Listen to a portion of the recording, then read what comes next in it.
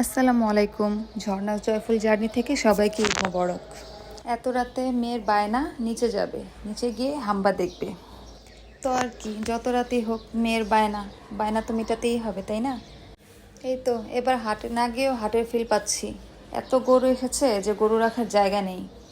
জায়গা না পেয়ে হল রুমের মধ্যে রেখেছে গরুগুলো। ভালো, ওরা ভিআইপি, ওরা ভিতরে থাকে, আর যারা বাইরে আছে ওরা হচ্ছে নর্মাল, তাই না? এই যে আমার মেয়ে দৌড়ে এসে এখন কি বলবে জানেন? আমার সাথে হাঁটবে আর বলবে, গরুর আম্মু কোথায়, গরুর বাবা কোথায়, গরুর বাবু কোথায়। এত কথা, ওর কথার উত্তর দিতে দিতে আমি শেষ। আমি বললাম অনেক রাত হয়েছে, চলো বাসায় যাই। বলে না, বাসায় যাব না, আমি ওদের সাথে থাকবো। তো আমি বললাম তুমি যদি থাকো তাহলে তোমাকে কিন্তু বেঁধে রাখবে। এখন সে রাজি বাসায় যাওয়ার জন্য। তো এখন আমরা বাসায় যাবো না, একটু চা খেতে যাব, চিন্তা করলাম একটু চা খেয়ে আসি। এই তো চাটা খেয়ে বাবুকে একটা জুস খাইয়ে এখন বাসার দিকে চলে যাব।